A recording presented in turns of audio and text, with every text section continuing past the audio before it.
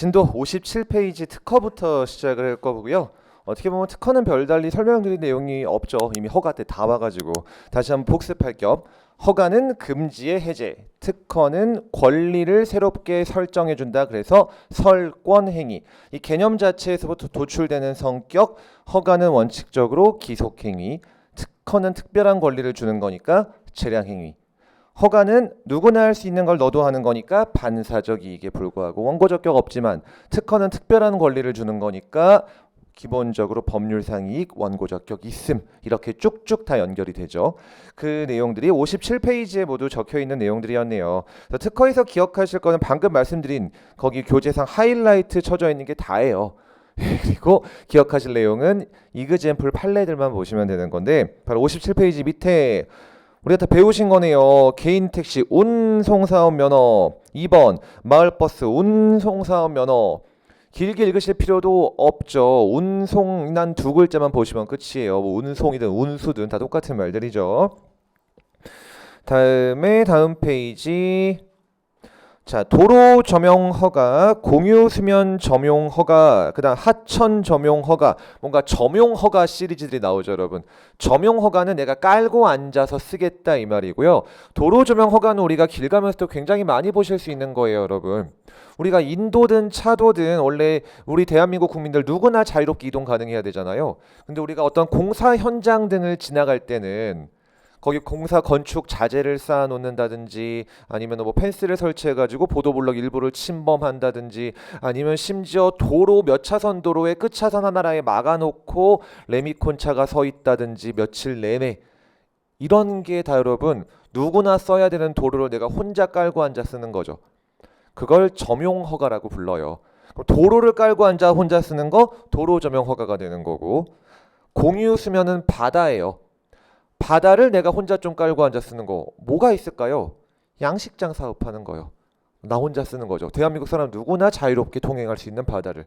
그럼 하천은 말 그대로 바다가 아닌 그냥 하천을 깔고 앉아 쓰는 거. 이런 점용허가 원래 모두 다 써야 되는 걸 나 혼자 깔고 앉아 쓰는 거니까 다 뭐다? 전부 다 특허가 되는 거죠. 물론 이런 거 공짜로 해줄까요? 돈 받고 할까요? 돈 내야죠. 네가 혼자 쓰는 건데. 그래서 점용료 부가처분이라는 걸 같이 붙여서 하게 되는데, 네, 어쨌든 모두 다 특허예요. 자, 그래서 도로 그냥 제목만 기억하시면 충분하시죠. 도로 조명 허가, 공유 수면 점용 허가, 하천 점용 허가. 그럼 마지막 6번 판례. 공유 수면이 바다라 그랬으니까 바다를 매립하겠다는 거가 우리 두 글자로 줄이면 뭐라고 하나요? 바다를 매립하는 거. 간척이죠. 네, 공유 수면 매립 면허 간척 사업하게 해주는 거예요. 요것도 특허입니다. 왜?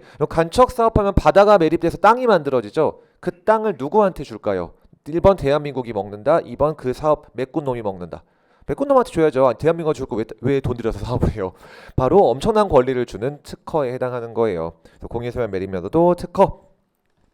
이렇게 그냥 제목만 기억하시면 모두 다 끝입니다. 그러니까 이런 판례들이 처음에 좀 부담되셨을지도 모르지만 나중에는 훨씬 쉬워요. 한 5초면 끝나는 거니까. 다음 바로 밑에 OX도 뭐 바로 풀어보실 수 있겠죠. 하천 점용 허가는 일반적 금지의 해제에 불과하다. 그래서 기속행위다. 틀렸죠. 금지의 해제가 뭐예요? 허가잖아요. 이거는 설권행위로서 재량행위에 해당해야 되죠. 따라서 1번은 X. 그 다음 개인 택시 운송사업 면허니까 허가예요, 특허예요?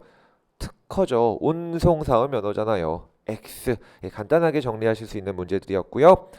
다음에 59페이지부터 61페이지까지 인간은 꽤 굵직한 내용이 되는데 가장 대표적인 사례를 통해서 또 정리해 볼게요. 거기 토지거래 허가 구역 내 토지 매매 계약 체결이라고 있죠. 실제로 지금 우리 서울시에서 아직도 이른바 강남 3구라고 불리는 서초, 송파, 강남구 이 3구는 토지거래 허가 구역으로 설정되어 있습니다. 이게 뭔 말이냐? 자, 우리 최근에 부득이하게 많이 쓸 수밖에 없는 단어인데, 자유주의 자본주의 사회인 우리나라에서는 내가 아파트를 팔고 싶다, 사고 싶다, 나라한테 허락받고 사야 된다, 그냥 우리끼리 돈 주고 사고 팔면 된다. 당연히 후자예요. 나라의 허락을 왜 받아요? 우리가 통제받는 사회에 살고 있지 않는 자유주의 국가에 살고 있는데.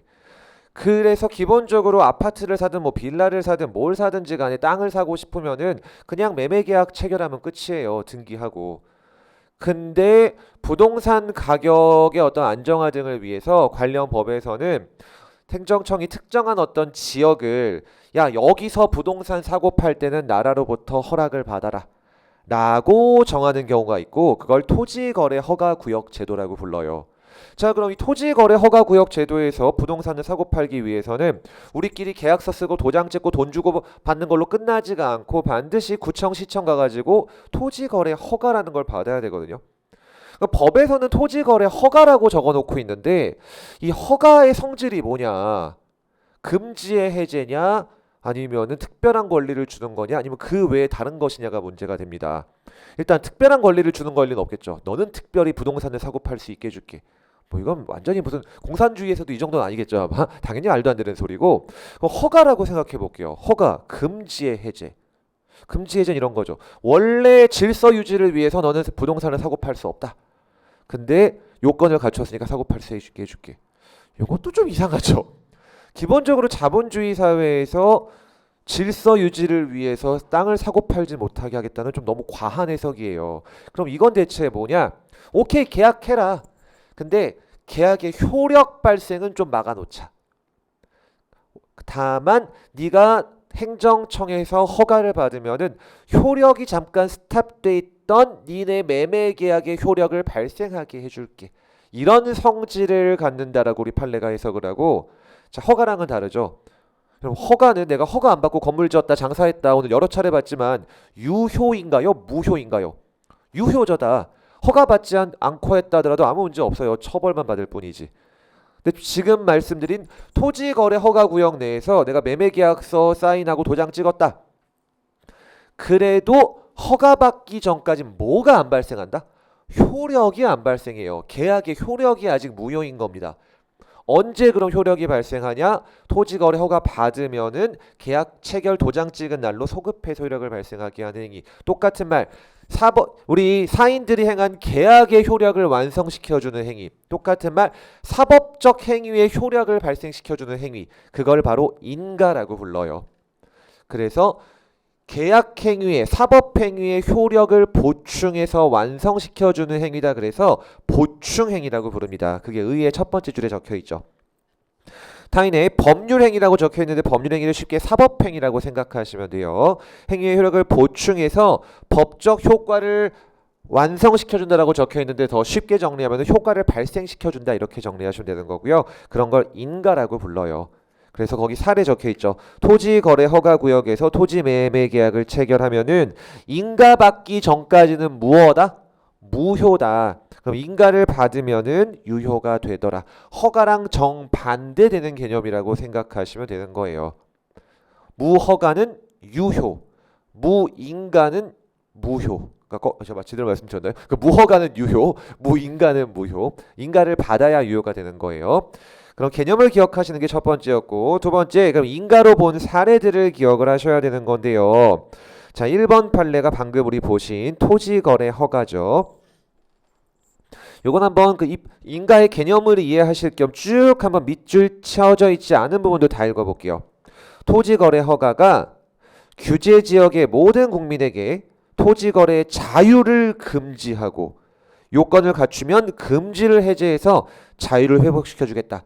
이건 지금 허가를 말하는 거죠.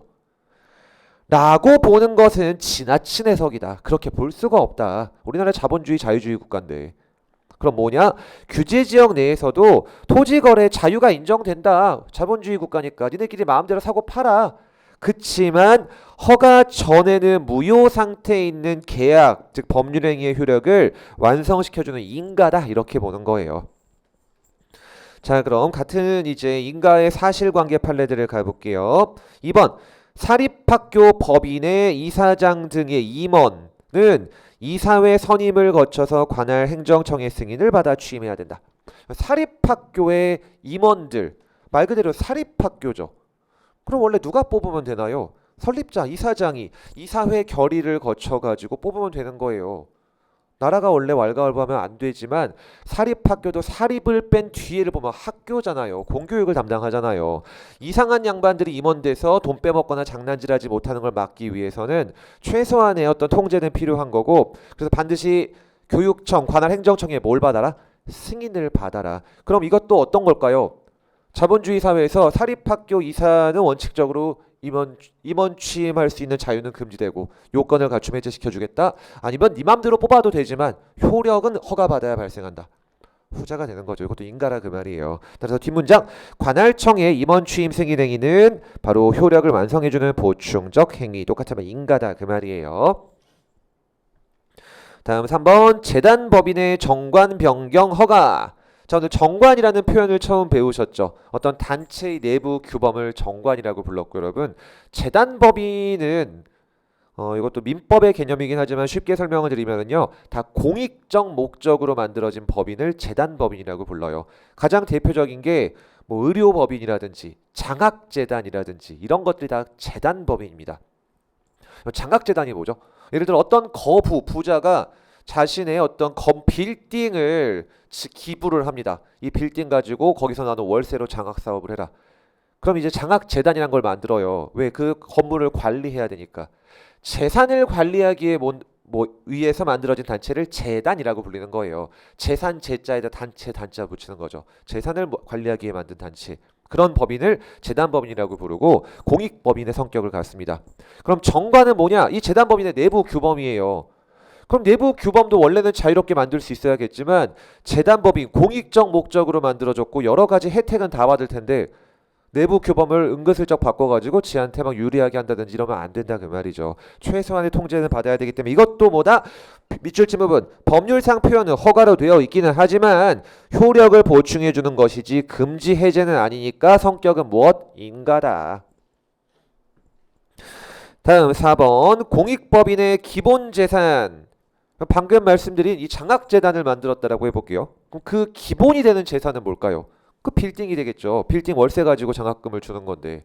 근데 그거를 처분하는 허가를 해주겠대요. 여기서 말하는 처분은 여러분 우리가 지금 배우는 행정처분이 아니라 물건을 팔아먹는 걸 처분이라고 하는 거예요. 자본주의 사회에서 이거 허가 받아야 되냐? 받아야 되죠. 왜요? 기껏 내가 장학재단 만든다고 해서 빌딩을 기부함으로써 여러 가지 세금 혜택 다 받아놓고 그거를 쉽게 팔아서 캐시로 바꾼다. 어떤 문제가 생길 여지가 매우 높아 보이나요? 내 주머니로 다시 들어갈 수 있겠죠. 따라서 그 기본 재산 팔 때는 최소한의 통제는 받을 필요가 있는 거고 그래서 뭐라고 하나요? 두 번째 줄 뒷부분 보충해서 유효하게 하는 행위다. 이것도 인가다 그 말이에요. 다음 페이지. 자, 공유 수면 매립 면허로 인한 권리 의무의 양도 양수라고 적혀 있죠. 자, 여러분 이것도 왼쪽에 하나 가볍게 필기를 두시면 좋고요. 우리가 허가받은 영업을 넘길 때는 오늘도 복습했지만 별도로 승인 처분을 받는다 아니면 그냥 넘어가니까 지위승계 신고하고 수리만 받으면 된다. 후자였죠. 네, 허가는 신고와 수리로 넘어가는 게 일반적이에요. 근데 여러분 지금 써있는 공유 수면 매립 면허 한 5분 전쯤 처음 배우신 내용입니다. 간척 사업이었죠. 허가예요, 특허예요? 특허죠. 특허를 넘길 때는 허가 넘길 때보다 조금 더 타이트할까요? 루즈할까요? 타이트해요. 왜요? 특허 자체가 쉽게 나가는 게 아니다 보니까. 따라서 특허를 넘길 때는 모두 다 그런 건 아니지만 개별법에서 인가받아야 하는 경우로 정하는 경우가 많습니다. 옆에 그 왼쪽에 이렇게 적으시면 되죠. 특허 사업의 양도는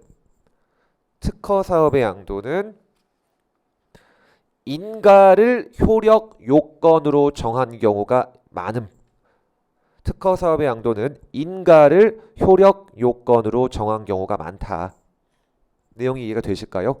자동으로 넘어가는 것이 아니라 인가를 받아야만 효력이 발생해서 권리가 넘어가는 효과를 정해 놓더라. 그 내용이에요. 읽어볼게요. 공유수면 매립면으로 인한 권리 의무의 양도 양수가 넘긴다 이 말이잖아요. 팔아먹었다. 뭐라고 하나요? 인가는 무슨 요건? 효력 요건. 효력 요건이란 말이 무슨 말일까요? 요건 못 갖추면 효력이 없는 거죠.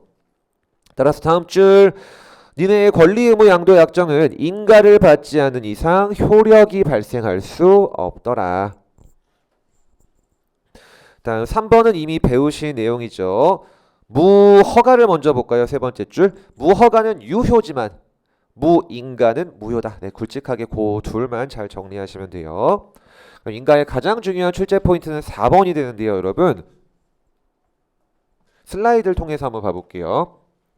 아니 판서를 좀 해보도록 할게요. 자, 매매 계약을 체결했습니다. 토지 거래 허가 구역 내에서를 전제로요, 당연히. 토지 거래 허가 구역 안에서 매매 계약을 체결했고 인가를 받았다라고 해볼게요. 뭐 문제 없죠? 자, 근데 이 매매 계약이 민법상 무효가 됐다라고 해볼게요.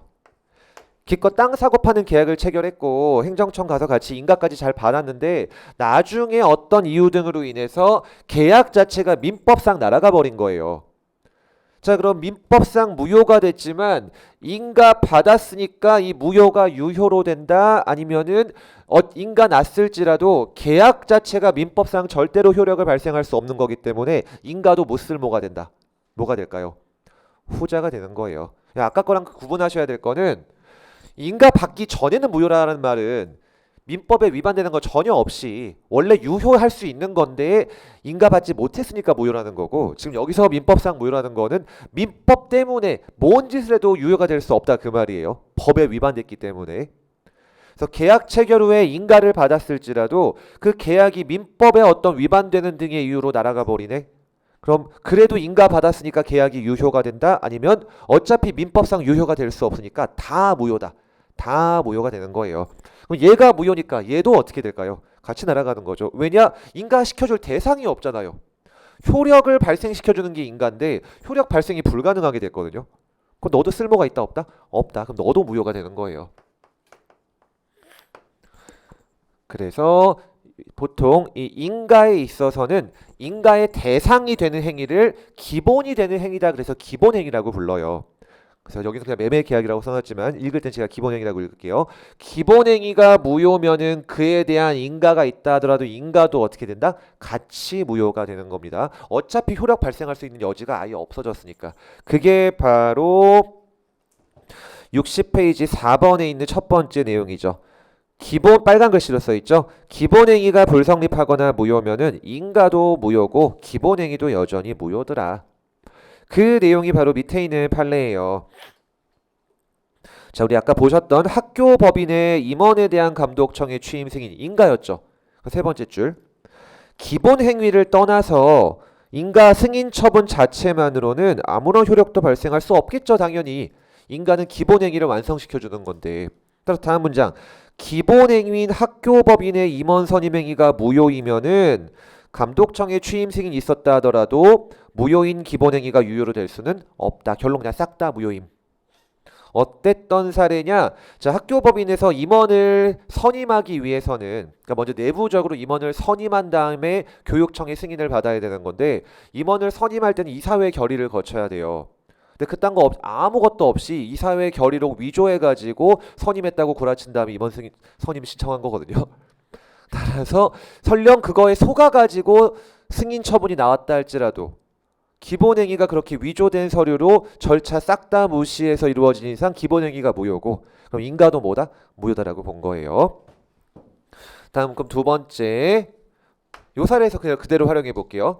마찬가지로 매매 계약이 있었고 인가가 있었는데 이게 민법상 취소 사유였다. 무효랑 취소 사유는 우리가 여러 차례 지금 구분을 하고 있죠. 무효는 처음부터 당연히 무효. 취소는 어떻게 되나요? 취소 전까지는 유효. 취소해야 무효. 정확하십니다. 그럼 바로 답이 나오죠. 취소 사유만 있는데 아직 취소 안 됐다. 그럼 유효죠. 그럼 유효니까 인가는 뭐 영향 있나요? 없죠. 인가도 유효해요. 이 경우에는. 근데 취소 사유가 있다는 말은 취소하면 몇 번으로 올라갈 수 있다는 말인가요? 1번으로 올라갈 수 있다는 말이죠. 취소해버리면 무효가 되잖아요. 이렇게 연결이 될 수 있겠죠. 그래서 또 취소랑 무효랑 잘 구분하시면 돼요. 물론 민법의 내용이지만 개념은 똑같아요. 취소되면 처음부터 무효가 되는 거고 취소 전까지는 유효입니다. 그 내용이 밑에 꼭지죠. 기본행위의 취소 사유가 존재하는 한 인가는 취소되지 않는 한 유효하고 취소되면은 싹 다 다시 1번으로 올라가니까 싹 다 무효가 되는 거고. 그래서 바로 밑에 있는 판례죠. 기본 행위인 어떤 계약이 해지되어 소멸되었다. 기본 행위가 결국 취소 해지로 날아간 거네요. 그럼 인가처분도 당연히 실효. 그냥 무효다. 이거는 취소가 된 사례가 되는 거죠. 그래서 그다음 인가에서 가장 중요한 내용은 요 3번이 되고요. 자, 여기에 어떤 민법 지금 보신 것처럼 무효 취소 같은 민법상 하자가 있었다라고 해볼게요. 그게 무효가 취소든 어떤 거든지 간에.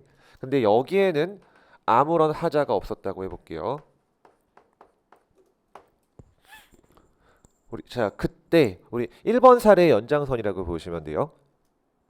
매매계약 자체에 뭔가 문제가 있었고 인가는 그 자체로는 전혀 문제가 없었다. 그럼 여러분 일단 이 사법행위인 계약 자체가 문제가 됐으니까 이 매매계약을 내가 소송으로 다투려면 어떤 소송을 걸어야 될까요? 사법작용이니까 행정소송을 건다, 민사소송을 건다. 민사소송 걸어야 되죠. 이거에 대해서 민사소송 걸 수 있는 건 당연해요. 근데 요 상황에서 이거에 대해 항고소송을 걸 수 있는지가 문제가 됩니다. 자, 1번에서 한번 활용해 볼까요, 여러분? 매매계약이 어차피 무효인데 인가가 났다라고 해볼게요. 그럼 아까 보신 것처럼 인가도 무효죠. 그럼 제가 항고소송의 한 종류인 무효확인소송을 걸어가지고 무효확인소송은 였다 거는 건가요? 였다 거는 건가요? 다 였다 거는 거죠. 인가 처분이니까. 인가를 날렸다고 생각해 볼게요. 인가가 무효가 됐습니다. 이 점 좀 지워볼게요. 더 쉽게 보실 수 있도록. 요 상황에서 매매계약이 무효니까 인가도 무효네. 오케이 콜. 그러니까 내가 무효 확인 소송을 걸어서 인가를 날려야겠다. 인가를 날린 거예요. 뭐가 바뀌죠? 없죠. 여전히 무효잖아요. 소송 요건 중 뭐가 없을까요? 이겨봤자 바뀌는 게 없네, 얻는 게 없네, 좋을 게 없네. 소의 이익이라는 소송 요건이 없는 거예요. 소송은 반드시 네가 이겼을 때 무언가 얻는 이익이 있어야만 걸 수 있다 그랬는데 지금 보신 것처럼 인가가 있으나 없으나 기본 행위가 무효라는 점에서는 아무런 차이가 발생하지가 않게 돼요. 어차피 민법상 무효니까. 인가가 있어도 무효고 없어도 무효고. 그럼 이렇게 기본 행위에 뭔가 문제가 있을 때는 뭐에 대해 소송을 걸어라? 기본 행위를 가지고 소송 걸고 싸워야 되지. 아무런 하자 없는 인가를 다툴 이유는 이유가 없다가 아니고 뭐가 없다? 소의 이익이 없기 때문에 결론 각하가 되는 거예요. 그게 바로 61페이지 맨 위에 있는 내용, 제일 많이 나오는 내용이에요. 자, 기본 행위에 하자가 존재한다라고 적혀 있죠. 옆에 하이라이트. 기본 행위에 대해 소송 걸어야 되지 인가에 대한 소송은 허용되지 않는다. 밑에 있는 판례 가볼게요. 기본 행위에 하자가 있다라고 해서 기본 행위의 효력을 다투는 경우 민사소송으로 기본행위 자체를 취소해달라를 구하는 건 변론으로 하고 그래서 끊어주시고요. 변론으로 하고란 말은 논외로 하고 그 말이에요. 그걸로 해라 그 말이에요. 민사소송 거는 건 네 마음대로 하고. 다음 판례 네 번째 줄이죠. 그래서 기본행위가 불성립했다 무효다를 내세워서 곧바로 인가처분의 취소를 구하는 거는 소구할 법률상의 이익이 없다. 소송으로 구할 법률상 이익 똑같은 말이 소의 이익이에요. 소의 이익이 없음. 참고로 소의 이익도 법률상 이익이라고 표현을 합니다, 여러분. 그리고 원고 적격이 법률상 이익이었죠. 소의 이익도 법률상 이익이에요. 똑같이 표현을 해요. 나중에 다 배우시겠지만요. 다시 한번 기본행위만 문제가 있네. 뭘 가지고 싸워라? 그거 갖고 싸워라. 인가처분을 다툴 소의 이익은 없다. 왜? 날려봤자 변할 게 아무것도 없으니까. 그럼 4번은 되게 쉬워요, 여러분. 바로 여기서 그려볼까요? 잘 안 나오죠. 그래서 여기에는 아무런 하자 문제가 없는데 매매계약 완벽하게 잘 만들어졌는데 담당 공무원이 실수했다. 여기에만 하자가 나갔다. 그럼 당연히 어떤 소송 걸어야 되나요? 이거 다퉈야죠. 항고소송으로. 근데 너무 당연한 내용. 그게 바로 마지막 꼭지죠. 기본행위에 하자가 없고 인가처분 자체만 하자가 있네. 항고소송으로 인가처분 취소 소송 구할 수 있더라. 그래서 네 가지로 굳이 나눠서 설명을 드렸지만 진짜 심플하게 요약하면은 기본행위 문제 있으면 그걸 다퉈야 되고 인가에만 문제 있으면 그걸 다퉈야 되지 기본행위 문제 있다고 인가를 다투지는 마라가 되는 거예요. 마지막 판례 읽어볼까요? 가운데 줄만 읽어볼게요. 기본행위가 적법 유효하고 보충행위인 인가처분 자체에만 하자가 있다면 인가처분의 무효나 취소를 구할 수 있다. 그다음 그 뒤에 문장은 위의 내용이랑 똑같은 거예요. 기본행위 하자가 있으면 그걸 다퉈야지 인가 다투지 마. 예, 복습할 때는 한번 읽어보시면 되겠습니다. 자, 이렇게 인가를 보셨고 62, 3페이지는 모두 좀 과제로 내드리도록 할게요. 복습하신 후에 풀어보셔야 되고, 자, 다음에 이제 64페이지 그 밖의 행정행위라는 것이 등장을 하죠. 여기는 슬라이드를 활용할 내용은 거의 없고 여기서의 출제 포인트는 하나입니다. 사실관계 판례만 보시면 돼요. 이론이란 게 없어요. 그래서 제가 별도로 설명드릴 내용은 슬라이드를 통해서는 없어가지고 바로 기본서를 통해 그 입문서를 통해 보도록 할 거고요. 우리가 지금 세 가지 처분을 배우셨죠. 허가, 특허, 인가. 그러니까 나머지는 좀 비중이 떨어지는 거여서 제목 자체가 그냥 그 밖의 행정행위인데 전체적인 이론적 비중은 떨어지지만 세부적인 판례 하나하나는 자주 출제되는 내용들이긴 합니다. 먼저 1번은 그냥 개념만 기억하시면 돼요. 하명, 명령을 내린다 그 말이에요. 예를 들어 야 철거해라, 야 세금 내라, 야 영업 정지해라, 이런 것들, 그런 것들이 다 하명 처분이라고 부릅니다. 내릴 아래 하자의 명령 명자죠. 그 다음 확인적 처분이란 것이 있는데 이거 팩트인지 아닌지, 어떤 이게 진짜인지 가짜인지 그런 거를 오피셜하게 확인해 주는 걸 문자 그대로 확인적 처분이라고 불러요. 어떤 이그젬플이 있냐? 거기 제가 교과서적 표현, 특정한 사실이나 법률 관계의 존재하는지 부존재하는지, 정부, 옳은지 틀린지를 오피셜하게 확인해 주는 행위다. 거기 여러 가지 예시들을 적어놨죠. 1번 판례 말고 예시에서요. 당선인 결정. 작년에 우리가 대통령 선거를 했었잖아요. 대통령 선거 개표가 굉장히 늦은 시간에 끝났던 기억이 나요. 거의 한 새벽 4, 5시쯤까지 너무나 팽팽했어가지고 늦은 시간에 결론이 났는데, 이제 개표 100% 완료가 돼서 지금의 윤석열 대통령이 이제 당선된 거, 더 많은 투표를 얻은 걸로 확인이 됐죠. 그럼 중앙선거관리위원회에서 대통령 몇 대 대통령은 윤석열 후보가 당선됐음을 합니다. 당선인 결정을 합니다. 자, 그럼 중선위의 이 당선인 결정으로 인해서 후보자였던 현 대통령이 대통령 당선인의 지위를 가지게 되는 거다? 아니면은 국민의 선거 결과 더 많은 표를 얻었기 때문에 당선인이 되는 거다? 당연히 어떤 건가요? 후자죠. 중선위가 대통령 당선인을 만드는 권한이 있을까요? 네가 뭔데? 주권자인 국민이 결정을 해야죠. 그럼 중선위가 그거 하는 건 뭐예요? 국민들께서 윤석열 후보에게 더 많은 표를 던지셨습니다 라는 것을 오피셜하게 뭐 해주는 행위? 확인해주는 행위. 이런 게 바로 확인이에요. 실제로 어떤 확인의 대상이 되는 팩트가 존재하고 담당 행정청이 권한을 발동해서 그게 팩트인지 아닌지를 알려주는, 확인시켜줌으로써 효과를 발생시켜주는 행위. 그거를 확인적 처분이라고 부릅니다. 그럼 중선위에서 당선인 결정하면 어떤 법적 효과가 발생할까요? 바로 이제 대통령 경호실이 출동을 했죠. 그래서 왜 당선인은 대통령과 준하는 지위를 받기 때문에 바로 방탄 차량 타고 이제 막 이런 것들이 줄줄이 들어갔죠. 네, 그게 바로 그래서 처분인 거예요. 권리 영향이 있으니까. 그럼 장애 등급 결정. 이것도 뭐냐? 어떤 사람이 교통사고가 나서 크게 다쳤는데 치료 후에도 좀 회복될 수 없는 장애가 좀 발생했다라고 해볼게요. 그럼 우리나라에서는 복지제도를 통해 가지고 이 장애인분들에 대해서는 장애 등급, 즉 얼마나 심한 정도의 장애를 갖고 있냐에 따라서 장애 지원금을 지급해 줍니다. 장애급여라고 불러요. 그럼 장애급여 액수가 똑같을 리가 없겠죠.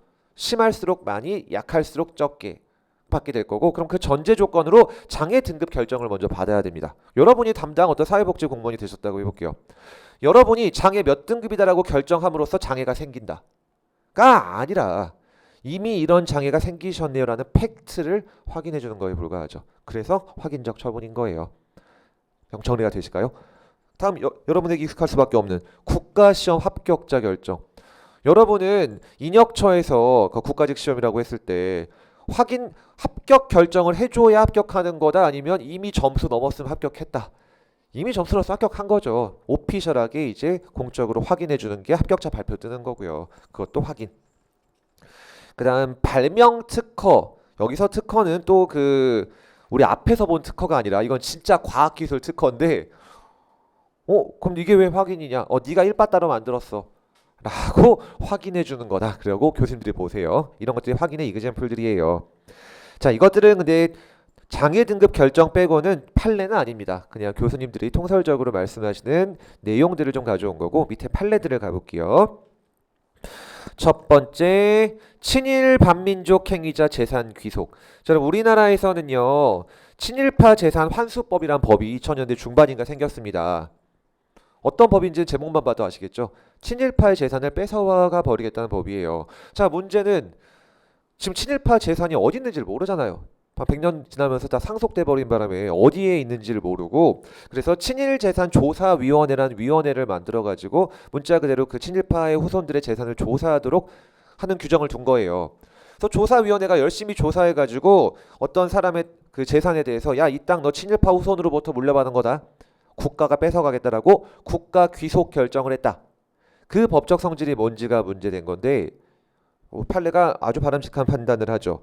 두 번째 줄부터 읽어볼까요? 친일파의 재산은 이 제사조사위원회가 국가 귀속 결정을 해야만 비로소 국가의 소유로 되는 것이 아니라 법 시행하면 당연히 이미 국가의 소유가 된 거다. 2000년 중반에 법이 만들어지면서 이미 대한민국이 됐대요. 근데 어디 있는지 모르잖아요. 그러니까 그거를 재산조사위원회가 뭐 하는 거다? 확인해 주는 거로 본 거죠. 그래서 확인하는 행정행위다 로 본 사례예요. 다음에 준공검사 처분. 자, 요거는 최근에도 이와 관련된 뉴스들이 빈번치 않게 등장하고 있는 모습인데, 여러분 옆에 왼쪽에 한번 간단한 그림을 그려보시면은 아주 간단한 그림이에요. 여러분, 제가 건물 짓고 싶으면은 무슨 허가 먼저 받아야 되죠? 건축 허가 받아야 되죠. 네, 건축 허가를 받았다. 제가 그래서 건축 허가 이렇게 썼다라고 해볼게요. 뭐 철근 콘크리트 구조로 5층짜리 건물을 안전하게 짓겠다. 뭐 옆에 건물이랑 거리 얼만큼 두고 일조권 침해하지 않게 하고 등등등 이런 내용 허가를 받았다라고 해볼게요. 그럼 건축 허가 받은 다음에 우리 본 이론 강의 때 배우실 건데, 건축하려면 뭘 해야 되냐? 나 건축 공사 시작한다, 나 공사 착수한다라고 알려주는 착공 신고라는 걸 합니다. 신고가 알려주는 거라 그랬죠. 그럼 뭘 알려준다? 나 공사 착수한다, 나 이제 공사 들어간다. 최소한의 어떤 안전관리 등을 위해서 공사 시작하는 건 알려주라 그 말이에요. 그래서 공사 열심히 다 진행을 했겠죠. 그래서 완공이 됐다. 다 지어졌다. 자, 그럼 그냥 쓰면 될까요, 이제? 안 돼요. 담당 공무원이 한번 나와야 됩니다. 왜? 뭘 확인하기 위해서? 네가 구라앉히고 제대로 건물 지었는지, 5층짜리 옆에 건물이랑 잘 거리 띄워놓고 짓는다고 네가 허가받았는데 진짜 그렇게 지었는지, 아니면 더 높이 짓지 않았는지 등등등등등등등 그걸 확인할 필요가 있겠죠. 그런 거를 사용검사 또는 준공검사라고 불러요. 이걸 받아야만 비로소 건물에 입주해서 건물을 사용할 수 있게 되는 법적인 효과가 발생합니다. 최근에 제가 얼마 전에 본 뉴스 기사인데요. 요즘 아파트에 이런 문제가 굉장히 많이 생기는 것 같아요. 어떤 뉴스 기사였냐면은 준공 이런 걸 해주면 어떡하냐 막 난리가 난 기사였는데, 준공이 났다는 말은 이제 입주해도 된다는 말이 있잖아요. 그 말인즉 이 건물이 진짜 잘 완벽하게 지어졌다 라고 공무원이 확인해 준 건데, 저도 실무상 어떻게 돌아가는지 뭐 제가 알 리가 없죠. 기사를 보니까 실제로 공무원분들이 나가진 않고 다 외주 맡긴다라고 해요. 어떤 민간 업체들한테 그냥 맡겨가지고 그런 식으로 한다라고 하시는데, 준공이 났는데 가보니까 전혀 공사가 완성되지가 않았던 거죠. 집으로 쓸 수 없는데 준공이 나버린 거예요. 그래가지고 이러면 어떡하냐 막 그런 기사가 났던 건데, 어쨌든 준공의 개념 아시겠죠? 네가 건축 허가 받은 내용대로 건물 사용할 수 있게끔 완벽하게 잘 지었구나라고 뭐 하는 행위다? 확인해주는 행위다. 그럼 한 가지만 더 가볼게요. 자, 건축 허가 받은 대로 진짜 완벽하게 건물 지었다. 기속행위일까요? 재량행위일까요? 기속행위죠. 특별한 일 없어 당연히 해줘야 되는 거예요. 법에서 정한 대로 허가받은 대로 건물을 지었네. 그렇지만 내가 재량껏 네가 사용하지 못하게 하겠다. 안 된다 그 말이에요. 기속행위가 되는 겁니다. 읽어볼게요. 준공검사 처분은 건축 허가를 받아 건축한 건물이 건축 허가 받은 대로 그 목적에 적합한지를 확인하고, 그래서 허가받은 자로 하여금 건물을 사용 수익할 수 있게 하는, 똑같은 말, 건물에 입주할 수 있게 하는 효과를 발생시키는 것이다. 따라서 특별한 사정이 없는 한 허가 내용대로 완공된 건축물의 준공을 거부할 수 있다 없다? 없다. 기속행위다 그 말이에요. 자, 그 정도 정리하시면 되고, 그 다음에 3번 공증. 확인이 오피셜하게 확인해 주는 거라면은 공증은 뭘까요? 오피셜하게 증명해 주는 행위가 되겠죠. 무엇을 어떤 사실이 팩트인지 아닌지를 증명해 주겠다. 그럼 어떤 이그젬플들이 있냐? 대부분 맨 마지막 줄이 64페이지. 공적인 장부에다가 무엇을 등록하는 것들. 여러분이 지방 공무원이 되시면 담당하실 업무가 될 수도 있겠죠.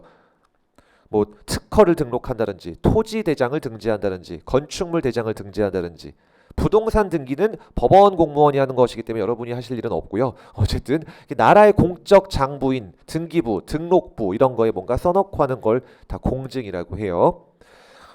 65페이지에도 맨 위에 어떤 게 있나요? 각종의 증 발급. 뭐 합격증을 발급해준다. 어떤 의미가 갖는 건가요? 합격한 사람이다라는 걸 공적으로 증명해주는 거죠. 뭐 영수증, 자격증 발급 등등등등등 이런 것들이 다 공증에 해당하게 되는 거고 여기서의 출제 포인트는 양괄호 2, 3번의 판례들. 이게 공증이어서 처분인지 아니면 단순한 사실행위에 불과한 건지 얘네들을 또 구분하셔야 되는 건데요. 먼저 처분성 인정한 사례 중 1번 제목만 보실게요. 지목 변경 신청 반려. 지목 이 포인트예요.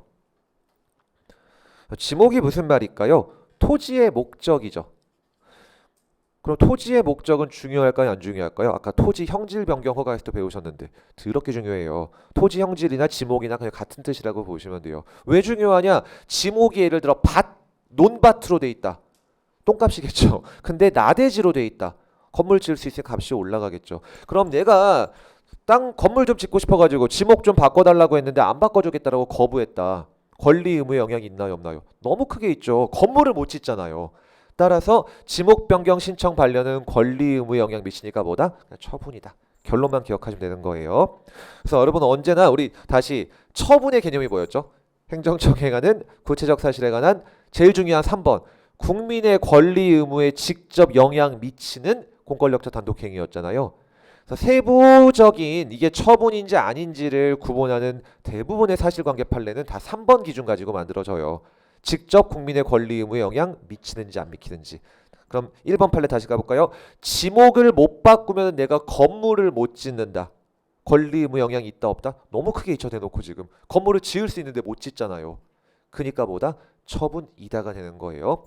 그러니까 예를 들어 지목을 바꿔주면 건물 지을 수 있고 안 바꿔주면 못 짓네. 네, 건물주가 될 수 있는 없냐가 달라지죠. 처분이다 그 말이에요. 다음 2번 건축물 대장 직권 말소랑 양괄호 3번의 1번을 좀 비교해 볼 건데요. 처분성 부정한 사례 1번 판례 먼저 가볼게요, 여러분. 토지 대장의 소유자 명의 변경 신청 거부는 또 처분이 아니에요. 아니 똑같은 뭔가 변경 거부죠. 지목 변경 신청 거부, 토지 대장상 소유자 명의 변경 신청 거부. 근데 하나는 처분이고 하나는 처분이 아니다. 왜 그러냐 여러분. 이렇게 가볼게요. 지금 말씀드린 것처럼 지목을 못 바꾸면은 건물을 짓냐 못 짓냐가 결정되기 때문에 권리 의무에 엄청난 영향을 미치게 되고 그렇기 때문에 그건 처분이에요. 자, 근데 여러분 우리나라의 모든 부동산에는 최소한 두 가지 공적 장부가 존재합니다. 먼저 등기부라는 것이 있고요. 두 번째는 토지면 토지, 건물이면 건축물, 대장이란 것이 있어요. 근데 얘네 둘은 그 목적이 너무나 다릅니다. 관할하는 부서도 달라요. 등기는 법원에서 담당을 하고 대장은 지방 공무원들, 여러분이 만약 지자체 공무원이 되시면 여러분 담당하는 업무가 될 수도 있어요. 지자체에서 행정 목적으로 관리를 하는 거거든요. 그럼 등기부라는 이 등기부 그 제도는 왜 존재하냐? 소유권에 관한 사항, 그 부동산의 권리 의무에 관한 사항을 규정하기 위해 존재합니다. 뭔 말이냐? 등기부에 소유자가 갑이라고 적혀 있더라고 해볼게요. 근데 토지 대장상 소유자가 을이라고 적혀 있다고 해볼게요. 똑같은 건물인데 실제로 이런 경우가 꽤나 있거든요. 등기부상 소유자랑 똑같은 주소의 건물인데 대장상 소유자가 일치하지 않는 경우가 꽤나 있어요. 자, 그럼 이 건물 누구 걸까요? 무조건 갑 거예요. 왜? 우리나라에서 부동산의 소유 관계를 나타내는 서류는 오직 뭐밖에 없다? 등기부밖에 없어요. 이 경우에도 그냥 갑 소유예요. 불일치하는데 뭐 상관없어요. 그냥 무조건 등기부만 보고 하는 겁니다. 그래서 어떻게 보면은 저도 이번에 뭐 전세 사기 나고 뭐 난리 났잖아요, 나라가 지금. 고등학교 교육 과정이나 대학의 필수 교양 과정으로 뭐 주택 임대차 보호법이라든지 아니면 부동산 등기 좀 읽는 방법이라든지 이런 건 좀 진짜 교육할 필요가 있다라고 보는데, 특히 고등학교 교육 과정에서 이런 게 좀 이루어지면 좋겠지만 필수적으로 아쉽게도 그놈의 그 입시 부담 등을 이유로 맨날 이상한 것만 배우죠. 물론 그 과목을 폄하하는 건 아니지만 우리 문과생들이 더더욱 경쟁력을 갖추려면 법과 경제 이런 걸 좀 공부해야 되는데 그런 건 어려우니까 다들 수능에서 보질 않고 다들 뭐 공자왈, 맹자왈, 뭐 칸트 이런 걸 배우고 있죠. 이게 참 훌륭하신 분들이지만 경쟁력이 너무 떨어지잖아. 이런 걸 좀 배워야 되는데 아쉬울 따름이에요, 좀. 자, 아무튼 간에 우리나라에서 부동산의 소유권은 오직 등기부를 통해서 나타나게 됩니다. 그럼 일치하지 않아도 상관이 없는데 갑이 자기의 어떤 대장을 살펴보니까 지 이름이 안 나서 기분이 나쁜 거죠. 그래서 구청 가가지고 야, 을 명의 좀 내 명의로 바꿔달라라고 했는데 거부한 거예요. 그게 처분성이 인정되는지가 문제됐던 겁니다. 기분은 나쁠 수 있어요. 근데 이거 을 명의여봤자 뭐 문제 있다? 아무런 문제 없어요. 을은 자신의 소유권을 주장할 수 있는 사람이 아니에요. 오직 등기부밖에 없기 때문에. 따라서 뭐라고 써 있었죠? 양가로 3번에 1번 판례. 토지 대장이죠. 등기부가 아니라. 대장의 소유자 이름 좀 바꿔달라고 했는데 거부했다. 나의 뭐 소유권에 지장이 생긴다? 없다. 그냥 네가 소유자다. 그러니까 처분이 아닌 거예요. 길게 써놨지만 여러분 그냥 제목만 기억하시면 충분하시는 거예요. 왜? 등기부만 보면 되는 거니까. 근데 또 헷갈릴 거. 그 양과로 2번에 2번 판례를 가볼게요. 건축물 대장을 말소한 건 또 처분이래요. 아씨, 똑같은 대장인데 이건 또 왜 처분이냐? 여러분, 부동산 등기를 하려면은 보통 법원 옆에 등기소가 대부분 다 붙어 있거든요. 가서 등기 공무원에게 등기 신청서를 접수를 시켜야 돼요. 근데 등기 신청서는 우리가 뭐 주민센터나 이런 데 가는 것처럼 간단하게 처리하는 게 아니라 엄격한 형식을 요합니다. 딱 정해진 포맷의 서류를 내야 되고 정해진 포맷의 서류를 순서까지 맞춰서 편철해서 내야 돼요. 순서까지 안 맞으면 그 자리에서 다시 바꿔오세요라고 시켜요. 뭐 친절하신 분들은 해주시기도 하겠지만 보통 안 해주고 다 해오라고 합니다. 그러니까 다 법무사를 보통 선임해가지고 하는 거죠. 자, 그럼 등기 신청할 때 반드시 첨부되어야 될 서류가 뭐냐? 대장이에요. 대장이 첨부되어 있지 않으면은 등기 신청서 접수도 안 하고 돌려보냅니다. 왜? 필수 서류니까. 그럼 반대로 말해볼게요. 내가 건물 소유자인데 내 건축물 대장이 말소 날아가 버린 겁니다. 그럼 나중에 내가 건물 팔려고 할 때 소유권 넘길 수 있다? 못 넘겨요. 등기를 못 쳐요. 대장이 없으면. 그러니까 소유 권리관계 영향이 있다 없다? 있게 되는 거죠. 물건을 사고 팔 수가 없게 되는데. 따라서 대장 말소는 처분인 거예요. 이해가 되시나요? 그 대장에 소유자가 누구라고 적혀있는지 전혀 중요하지 않아요. 왜? 어차피 등기부 보면 되니까. 그만큼 등기부가 핵심인데 문제는 내가 등기하려고 그러면 적어도 뭐가 있긴 있어야 된다? 대장이 있긴 있어야 돼요. 근데 대장이 없어져 버렸네요. 대장을 말소했으니까. 그건 처분이 되는 거죠. 이렇게 정리하시면 돼요. 내용이 정리가 되실까요? 결국 대장에 뭐라고 적혀있는지는 별로 안 중요. 다만 딱 하나만큼은 되게 중요. 지목. 그게 바로 1번 내용이죠. 그리고 지목 그 오른쪽에 하나만 똑같이 적어두시면은 건축물 용도라고 적어두셔도 돼요. 페이지를 아끼기 위해 거기 뺐는데 토지에는 지목이 있으면 건축물에 뭐가 있다? 용도가 있는 거예요. 똑같은 말이에요. 표현 방식만 다를 뿐. 그럼 건축물 용도를 바꿔달라는데 거부했다. 어마어마한 처분입니다. 왜? 용도가 뭐냐에 따라서 건물의 층 높이가 결정될 수 있고 거기 들어올 수 있는 업종이 결정되고 온갖 게 다 달라지거든요. 예를 들어 우리가 지금 강의하고 있는 학원이 들어올 수 있는 건축물의 용도가 있고 학원이 못 들어가는 건축물의 용도가 있고 등등등. 용도가 뭐냐에 따라 건물의 사용세가 다 달라져요. 용도 바꿔달라는데 거부했다.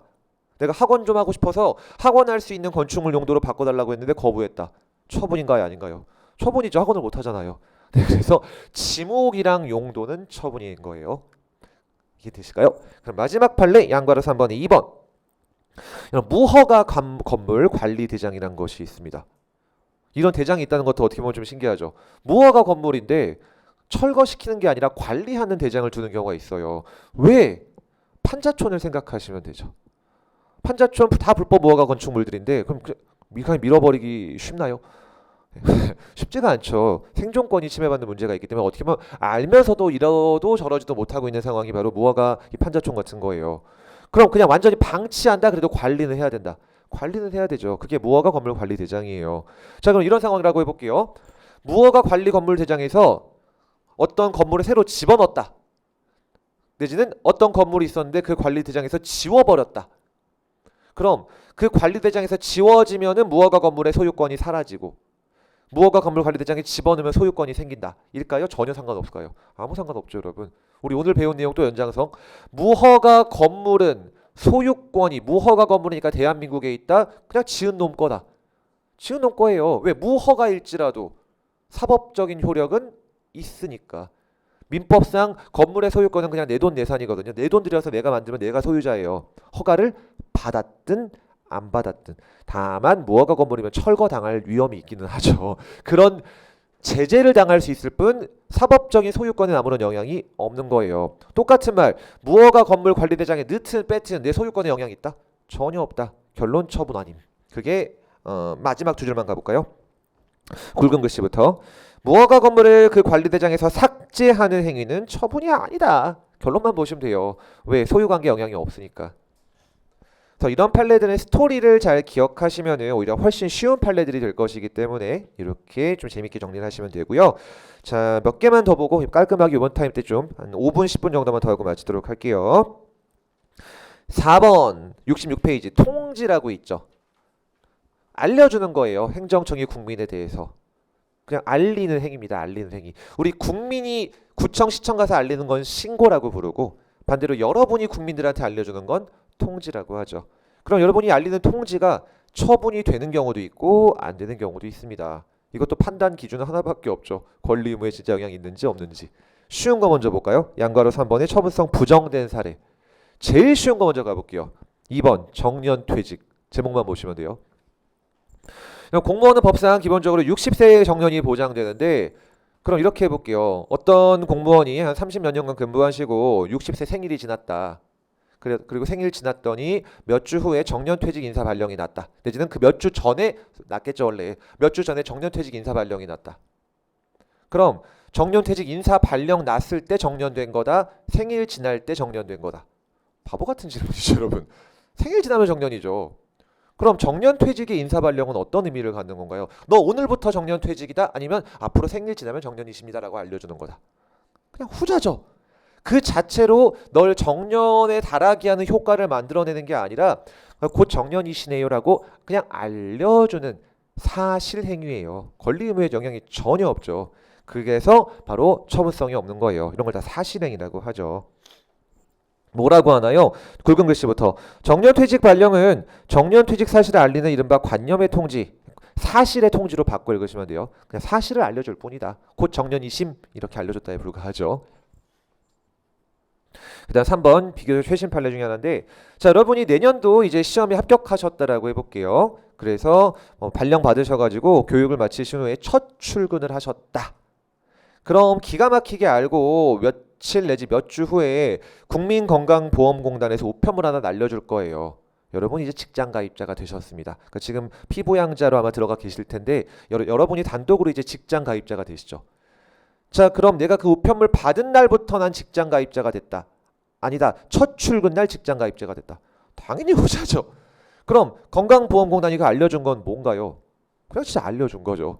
처분이 아닌 거예요. 그렇게 정리하시면 매우 간단하죠. 그래서 국민건강보험의 가입자 자격 변동 되게 길게 썼지만 처분성 있다 없다? 없다. 그냥 알려주는 거다. 그래서 긴 판례지만 이렇게 간단합니다, 여러분. 그럼 거기 1번 판례 당연퇴직이란 네 글자만 보시면 돼요.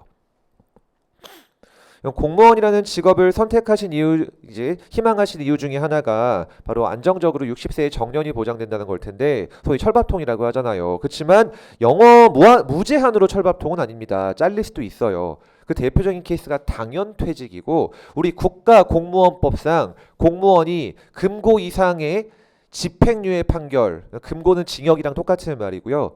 우리가 보통 뉴스 볼 때 집행유예 나왔다 그러면 보통 욕을 하죠. 또 봐주네. 일반인한테 되게 봐주는 거예요. 빵 안 들어가니까. 공무원한테는 인생 작살나는 소리입니다. 왜? 금고 이상의 집유 나오면 그 즉시 잘려요.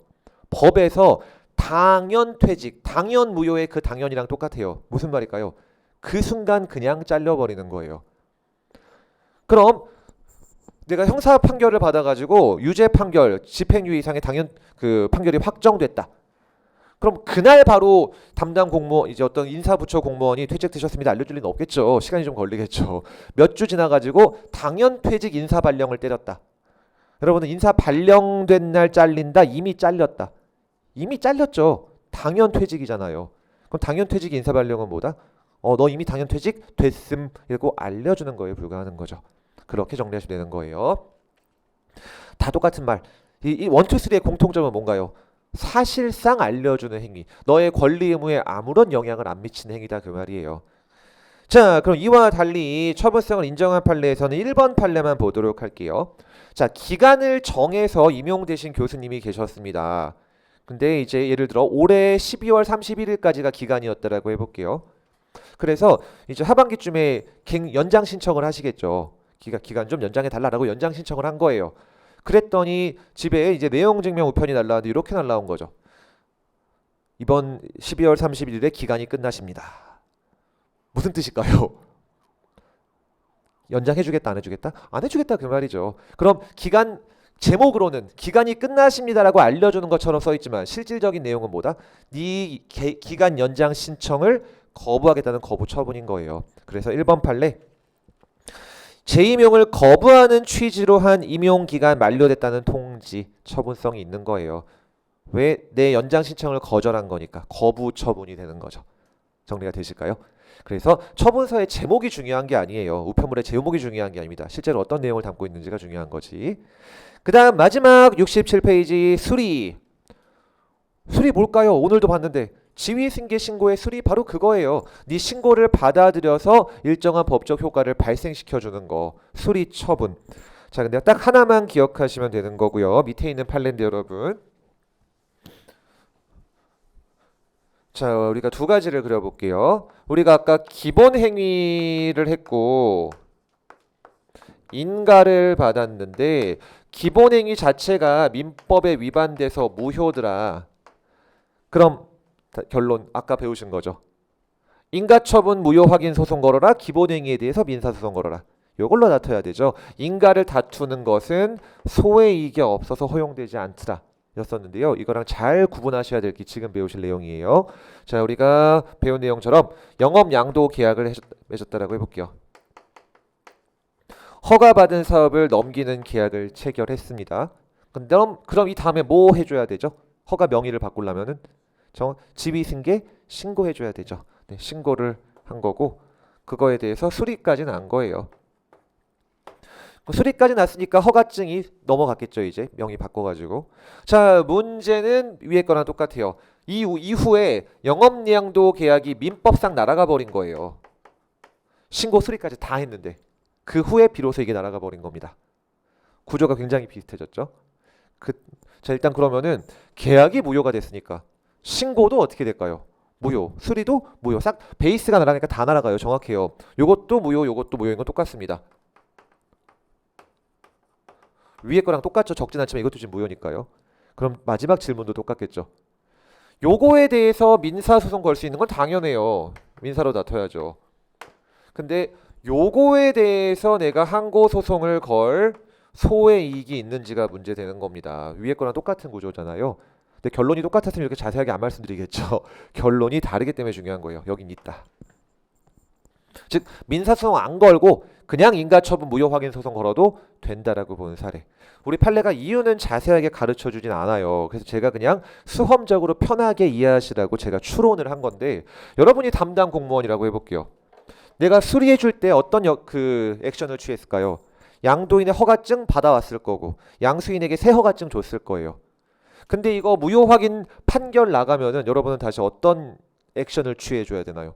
다시 양수인 허가 뺏어와가지고 양도인에게 다시 허가를 건네줘야 되죠.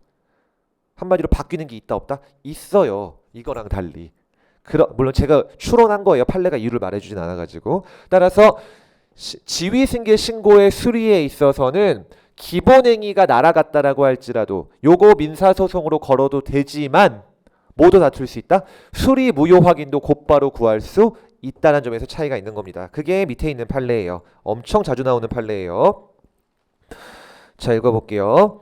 첫 번째 줄부터 읽어볼게요. 지위승계 신고의 수리는 적법한 양도 양수가 있음을 전제로 하는 거고, 따라서 수리 대상인 양도 양수가 무효이면은 수리했다 하더라도 수리도 대상이 없으니까 무효다. 여기까지 쉽죠? 싹 다 무효다 그 말이에요. 근데 그럼 민사소송으로 양도 양수 즉 기본행위의 무효를 구함이 없이 여기서부터가 키포인트 막바로 행정청을 상대로 수리 처분의 무효 확인을 구할 소액이 있다 없다? 있다. 꼭 인가랑 비교하셔야 됩니다. 헷갈리기 너무 좋기 때문에 그래요. 그래서 이 부분 복습하실 때 여기까지 오신 다음에 꼭 다시 한번 인가도 돌아가 보세요. 정확하게 구분할 수 있도록. 네, 여기까지 보시고 68, 9페이지는 또 과제로 내드리고요. 70페이지부터 잠시 쉬었다가 진행하도록 하겠습니다.